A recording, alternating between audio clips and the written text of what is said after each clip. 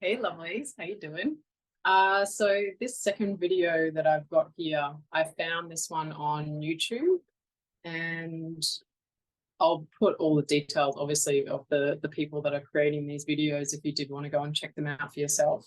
And I really love this particular video because this prospector goes into a little bit more detail about some of the names of the secondary copper minerals, as opposed to finding like a natural chunk of copper, which, as I said before, is very rare.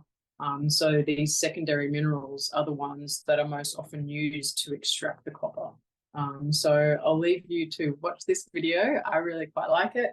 And I'll add the link in for the YouTube channel for this one too. So without further ado. Which is Chrysocolla. It's a copper silicate mineral. Let's take a look. So let's take a look at Chrysocolla. This is an important copper mineral, and it's one of, like I say, the oxidized or secondary copper minerals. And this specimen is interesting, and I want to draw your attention to all the different layers, the different colored layers on this. And I just want to pause it there for a quick second, just to remind you that Tash was talking about last week, the way that copper is an alchemical stone because of its transformational ability. So as she says, as it goes through the greens, and so you can see here the different shades of green. And those different shades of green are dependent on what's happening around the crystal at the time. So the crystal is changing in as a result of the environmental pressures or the environmental happenings around that particular crystal at the time. And I find that so fascinating and so cool. It's really pretty.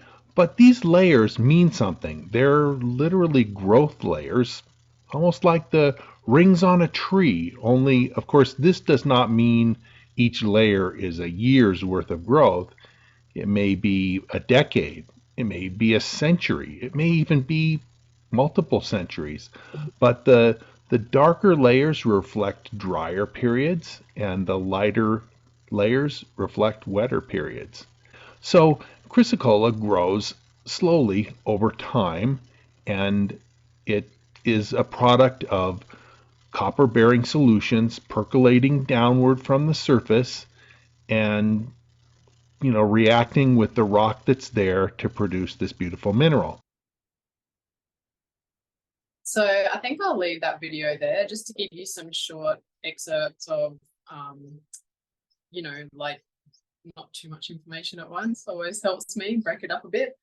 So yeah, I just love the fact that when you're working with these crystals, you're really getting that copper, earthy grounding energy, as well as the energetic elements that crystal also brings into your reality as well. So you're getting like such a hugely transformational and grounding at the same time energy from these crystals. And I feel like that's why I love working with copper, because I always have felt like it's such an earthing, and because it's that feminine energy, it's almost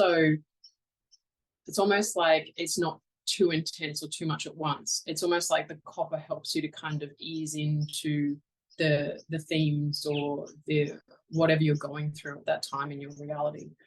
So I'll just leave that one there, and I'll talk to you really soon. Have a beautiful day, guys.